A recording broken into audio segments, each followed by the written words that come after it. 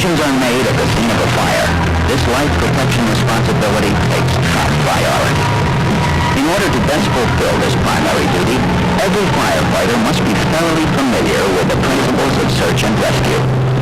It requires a great deal of skill and a certain amount of pre-fire planning to conduct a successful search and rescue operation on the fire ground. Any advance information the firefighter has about physical layout, hazardous areas, type of construction, and means of egress can make his job safer and increase his chances of success.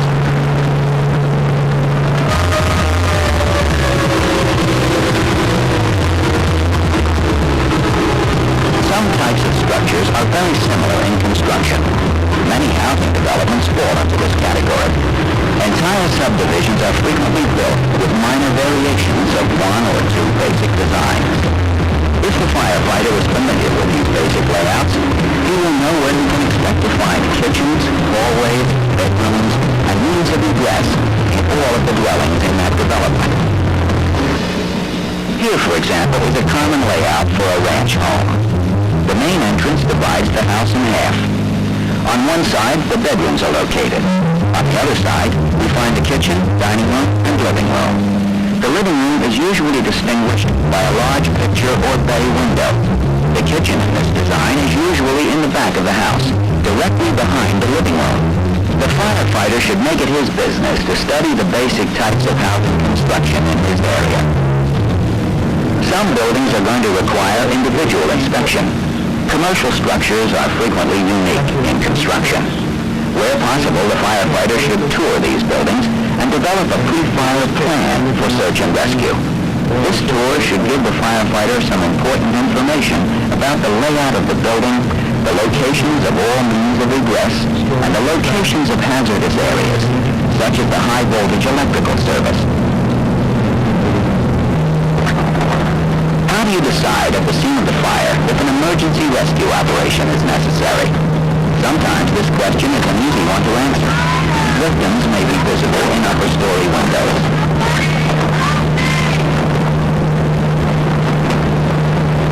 Victims who have escaped from the fire building may inform firefighters that there are others still trapped inside.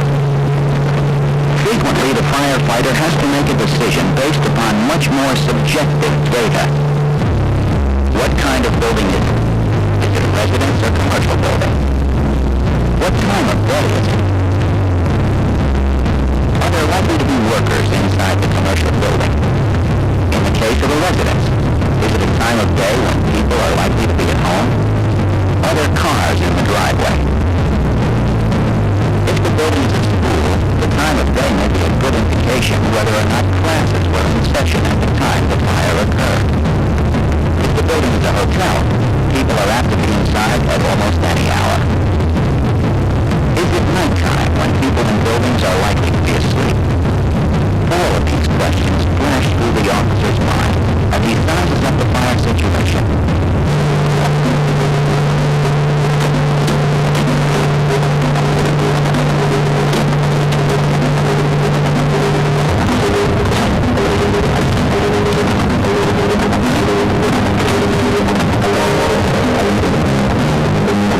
All of our training and retraining is aimed at minimizing the problem of fire-ground search and rescue operations.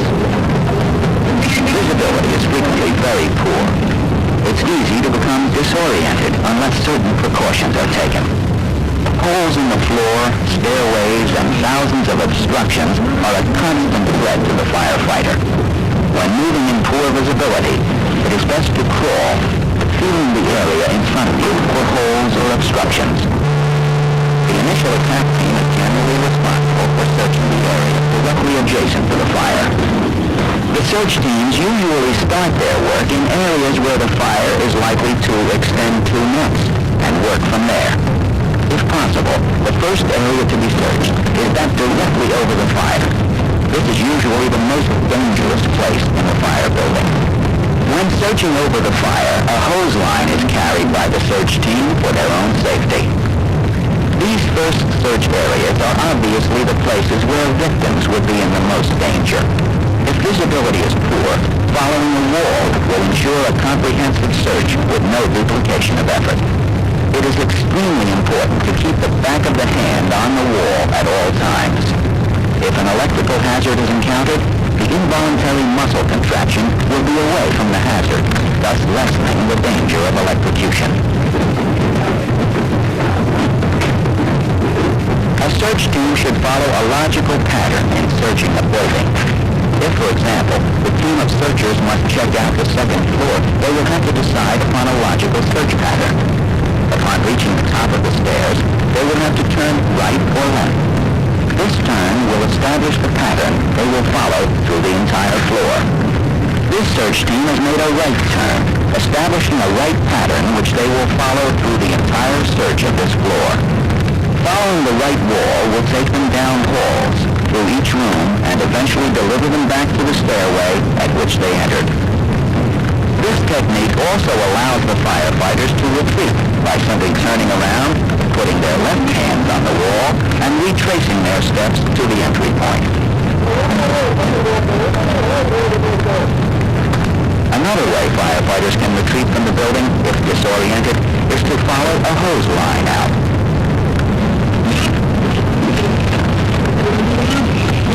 Right to the back, sir.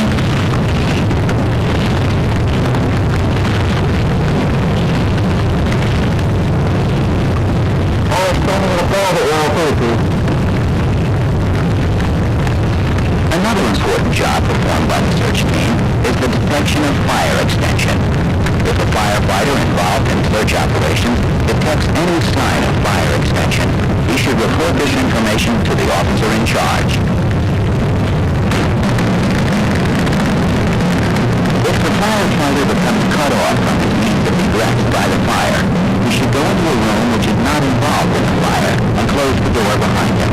He should then open a window to the outside, straddle the windowsill, and attempt to get someone's attention on the ground. Yelling or throwing pieces of equipment, such as a helmet, will usually work. Firefighters on the ground can then raise a ladder and move from the danger area.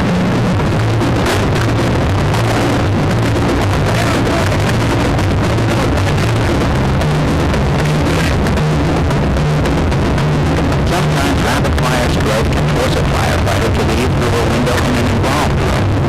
Heads-up action by truck company firefighters is the only safety margin in this predicament. It's a good idea to position ladders as a matter of routine, especially when firefighters are working on upper stories.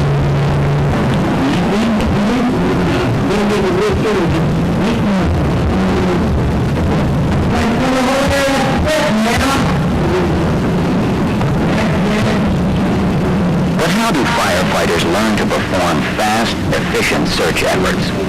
These skills cannot be learned on the job, but there are some excellent ways these skills can be developed and reinforced at the station level. The drills which we run presently have to do with search and rescue for an engine company operation. These men